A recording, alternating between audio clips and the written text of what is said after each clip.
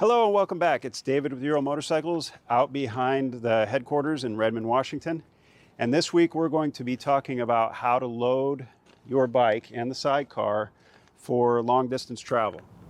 Urals are geared and tuned primarily for off-road use while still being capable of long distance travel. But the ability to do both does restrict the maximum speed to about 70 miles per hour. That 70 miles per hour is the bike and you with no additional passenger or payload. So to clarify, in the owner's manual, it states a rider with no passenger or payload, the max recommended speed is 65 to 70 miles per hour. A rider and passenger together with no payload, you're looking at 60 to 65 miles per hour. Now, a rider, passenger up to max payload, the recommended top speed is 50 to 60 miles per hour. So how did we determine these numbers? Or how did the factory rather determine these numbers? So let me try and explain using a gear up as an example. The max permissible weight for a gear up is 1,325 pounds. Now, the dry weight of a gear up is 730 pounds. That's the bare bike with no accessories and no fluids. So you deduct 730 from 1,325, and that leaves you with 595. But it clearly states in the manual that the max permissible load for a gear up is 590 pounds. So why the 5-pound difference? Well, there's a margin of error that's cooked in there, and you have to take into consideration the load rating of the tires. So regardless of what the chassis can handle, the load rating of the tires are a limiting factor on how much you can carry on the motorcycle. So let's compare this to the max permissible weight of the CT model. So in the manual, the CT has a max permissible weight of 1,325 pounds, just like the gear up. But the dry weight is actually less than the gear up by 30 pounds. It's stated at 700 pounds. That's the bike dry weight with no accessories. So you deduct 700 from 1,325, and that leaves you with 625 pounds. Well, that's substantially more than the gear up, but the recommended max permissible load for the CT is actually lower at 440 pounds. So why the difference? The difference, again, primarily is in the load rating of the tires and the 18-inch wheels as opposed to the 19-inch wheels that are on the gear up. The 19-inch tires have a higher capacity for load. The swing arms on the CT also have a little bit to play in that their ride height is 6.2 inches on the CT versus the 6.8 inches on the gear up. Now, it's not a lot of difference, but even though they share the same shocks between the chassis, where the swing arm rides on the chassis limits its travel, so you don't want to be overloading that and literally rubbing the tires and the fenders or anything like that. Now, keep in mind, maintaining a high rate of speed all day plus carrying additional cargo and or a passenger affects the temperature of the motor. So, planning ahead while riding in warmer temperatures or when the ambient temperature is high will lessen the likelihood that there'll be any unexpected problems. Keeping these basic guidelines in mind when you're loading and preparing for a trip and planning what roads you're going to take is ultimately going to lead to a much more pleasant travel experience on your Ural. Now, I am fully aware that this topic is going to bring people out of the woodwork asking questions like, well, why don't you increase the displacement? Well, why don't you add a fifth gear? Well, rest assured that all these years that you've been asking for those things, we have heard you. This is actually a topic for another video entirely. So I'm not going to address that right here. We're just going to address the motorcycle that is currently in production and how to best load that for carrying a passenger and payload on a longer trip.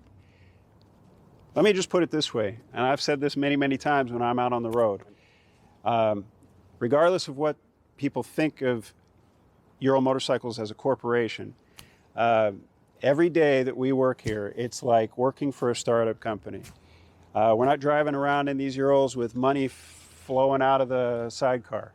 So just know that we hear you and we're trying to make improvements every single day. Sometimes those improvements just don't come quick enough for our longtime riders and those potentially looking at buying a Ural, but know that we are paying attention and we're working towards that common goal. So when you're loading, you don't want to exceed the max permissible weight, which for a gear up is 590 pounds, a CT is 440 pounds. The retro and M70 models that we don't manufacture anymore, those were at 430 max additional payload. Now that's basically what that takes into consideration is you got the bike and the sidecar. The max additional for a gear up being 590 pounds. That would include the rider, the spare tire, the jerry can full of fuel, the fluid in the bike, any accessories. Those are not included on the base weight of the bike that are spec'd out on the owner's manual or online. Take the gear up, for example. We got 590 pounds. Say the pilot, the driver, is 180 pounds. So you deduct 590 or 180 from 590, you got 410 pounds left. Say you have a passenger that weighs approximately 120 pounds. You deduct that from the 410 and it leaves you with 290. Now you take your spare tire, a full tank of gas, the full fluid in the jerry can, whatever that weighs, and you say that's 90 pounds, you just round it up to 90 pounds, you have 200 pounds remaining. That's 200 pounds to divide equally across the sidecar. I can't stress the importance of reading the owner's manual when you're preparing to take a trip or wondering what the load capacity is or what the dry weight is. All of this stuff is available in the owner's manual. If you happen to have misplaced your owner's manual, you can go to our website, which I will put right here, and you can actually go to support and owner's manual and download or view a copy of the owner's manual electronically. In this next part of the video coming up, for demonstration purposes, I'm not going to worry about the max permissible payload capacity of my gear up. I'm going to be using a nice rounded number of 180 pounds and divide that up to show the 70-20-10 recommendation for the loading of the sidecar. Even though it can carry more, just keep in mind that we're only using 180 pounds for demonstration purposes, and I haven't got a lot to use as props. So just keep that in mind going forward. In the owner's manual, it actually divides the sidecar into thirds, here and right behind the seat. So we'll just, I hope you can see that. Now what it states is, here in the middle, where the passenger would sit, this is going to be 70% of the load is going to go there. Now the remaining 20 or 30% is going to be divided by 20% here in the trunk or luggage rack on the back, and 10% in the sidecar in the nose or up on a nose rack like I have here. So to demonstrate that, I have my luggage, additional luggage, and then the two bags here, which are 60 pounds each. Those will represent my passenger. So here's my passenger's legs and torso. I'm going to put them in the passenger seat. So there's 120 pounds right there. Okay, then I have my bag of clothes and whatever else, weighing 40 pounds. That'll go on my luggage rack. And this could be tents, sleeping bags, whatever.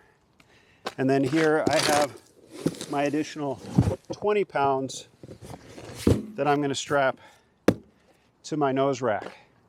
That is how Ural recommends you load the vehicle. 70, 20, 10. Now shock, preload, tire pressure, all of this should be appropriate for the terrain and the payload that you're carrying. We will cover this, particularly suspension preload. This was brought up on YouTube as a suggestion for another video. We're going to cover this as another separate topic because there's a lot of information there. An additional thing I'd like to talk about that I don't see covered very much is wind drag. So often this is overlooked when you're trying to balance a payload. For example, say you have a passenger here and maybe you've bought an accessory sidecar windscreen or your bike came stock with it. There's going to be wind drag on that. So if you're traveling all day across an interstate and you're maintaining a pretty high amount rate of speed, there's going to be wind drag on there that's going to be slowing the bike down. So when you're loading your outfit, you want to be aware of that too. Say you have a whole pile of stuff on the back rack and the weight does not necessarily exceed what you should be putting back there, but it's literally a mountain of stuff. That's going to be dragging the bike down, and speeds, particularly based on the road conditions and the ambient temperature, need to be accommodated to that particular addition. Maybe you need to slow down another 5 miles an hour to save wear and tear on your motor. So aside from wind drag, what is the effect of loading the sidecar improperly? Well, we're actually going to do that next. Okay, so what I've done here, I've taken the 20 pounds off the nose, but I've left the 40 pounds back on the luggage rack and I've strapped that down and I've strapped down my passenger. Now, my bike is perfectly set up as far as the brake bias between the sidecar and the bike for my normal riding, which is me on the motorcycle and my backpack and laptop in the sidecar. That's typically all I ride with. So I'm going to show you everything I just talked about. We're going to show you the real world effects of that without any further adjustments, having 120 pounds here and 40 pounds on the luggage rack, and I'm going to show you what difference it makes just in the straight braking.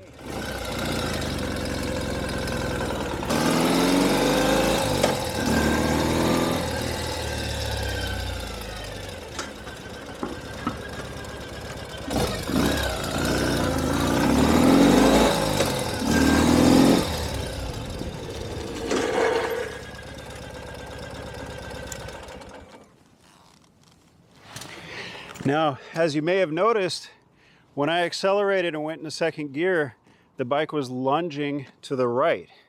Now that's because that additional payload is dragging behind the unpowered sidecar and the powered motorcycle is trying to leap around it. And then upon braking, even with a properly adjusted sidecar brake for my normal driving, the addition of the 160 pounds in the sidecar made it want to brake and list to the left under normal braking. I showed you that example to demonstrate the effects of the added weight on the sidecar without adjusting the brake bias.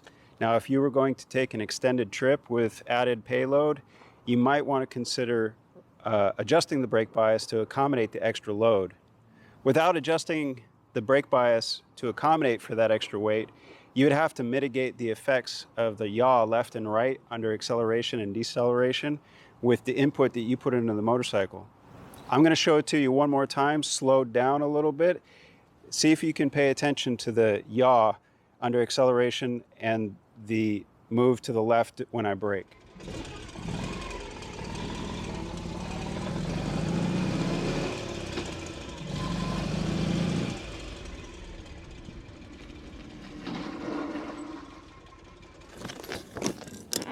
Okay, now for the last demonstration, I've strapped the 40 pounds to the nose rack and my passenger, both 60-pound bags, all 120 pounds I've laid on the floorboard, which is in the nose and where the foot compartment is for where your passenger would normally sit. So everything is shifted to the front. Now I've done this to show an extreme example of what not to do and the effects it has on your bike. I implore you, do not do this at home, please. So what I'm going to show is what the effect is when you're entering a left-hand turn and braking slightly, how it affects the motorcycle. It's actually going to want to unload the back tire. And this is why it's critical that your load is evenly distributed across the sidecar, primarily in line with the tire, which is where the passenger seat normally is. 70% of your weight needs to go there in order to keep a balanced sidecar.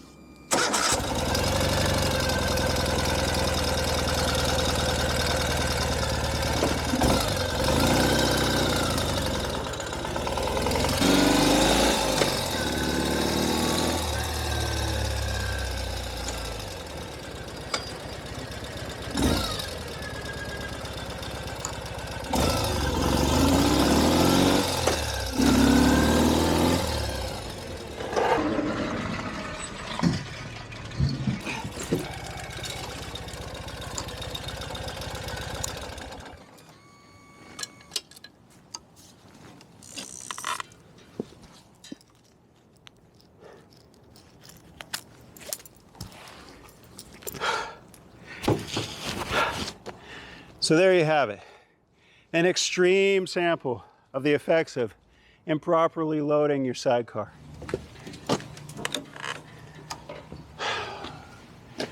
So that pretty much wraps up this week's video. To conclude, and to quell the naysayers, I just want to tell you a little story. So I had the first Gobi that ever came into the United States. I think it was end of 2009, because I think that came out in 2010. I can't be quite sure.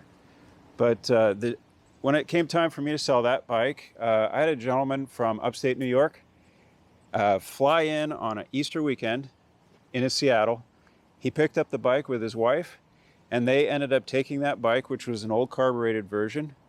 They took it all the way through the Redwoods, down the West Coast, through the Southwest, all the way up into Florida, and then all the way back up into upstate New York. We stayed in contact, and still do actually to this day. I've seen him a couple other times as I've been traveling around the United States. The only thing he replaced was 2 pusher tires on the rear and the oil at hotels and rest stops. So don't let anybody tell you it can't be done. You're just going to have to do it logically and think about what you're doing. It's an air-cooled motor. It's 750 cc's. You don't want to overtax it, or you will run into problems. And anything that you do in the extreme, off-roading or anything like that, even just cruising on a freeway in high temperatures, you're going to want to maintain the rig as you would expect to for anything that you use in an extreme manner. Anyway, I hope you enjoyed the video, and I sure do appreciate you watching. Please, if you're watching on YouTube, give us a thumbs up, and leave a comment below for any suggestions you have for future videos you'd like to see. Still keeping track of them. I'm not ignoring you folks. And if I don't respond to your comments on YouTube immediately, don't get offended. I still have a regular job to do. And then if you're watching on Facebook, give us a like. And I noticed recently they've been posting my videos on Instagram. I don't really have any control over the comment section there or on Facebook, but if I see something, I'll definitely talk to those who are over those social media accounts and see if I can help them out with an answer. So until next time, take care and ride safe.